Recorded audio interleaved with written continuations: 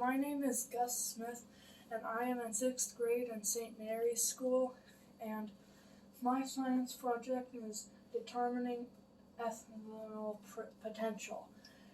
This experiment will measure ethanol production and will not go through the full steps of ethanol, of the process used for creating ethanol, but we'll only do a few steps that can be measured due to the fact that ethanol, that the steps that I will be doing will produce carbon dioxide, and there will be a balloon on top that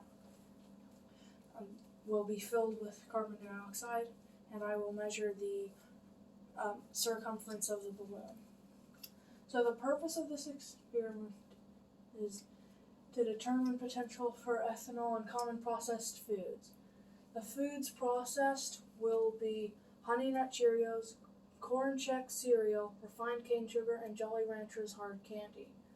My hypothesis is that refined cane sugar will produce the most carbon dioxide, therefore meaning it has the most potential for ethanol. I will grind up all of these except for the sugar, which is already ground up, and I will add in a packet of Fleischmann's yeast, which will be in a flask, and then I will pour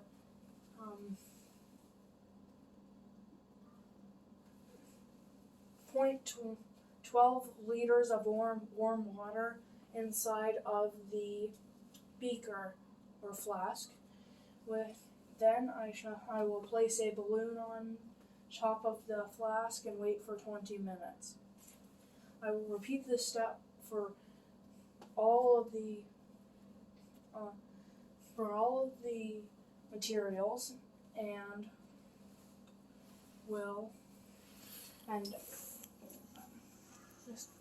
and the results were that refined cane sugar did not have the largest circumference in any one of the results. The one that did was Honey Nut Cheerios, which was very consistent, and it did not come in first only once. But this could be due to measurement inaccuracy or some other thing, or some other interference. To avoid cross-contamination, I will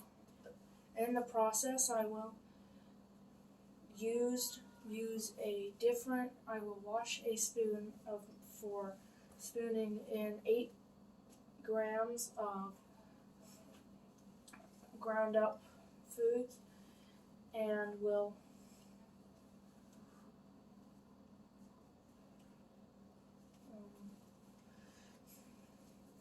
weigh them on a scale. I will wash the spoon, which avoids cross-contamination.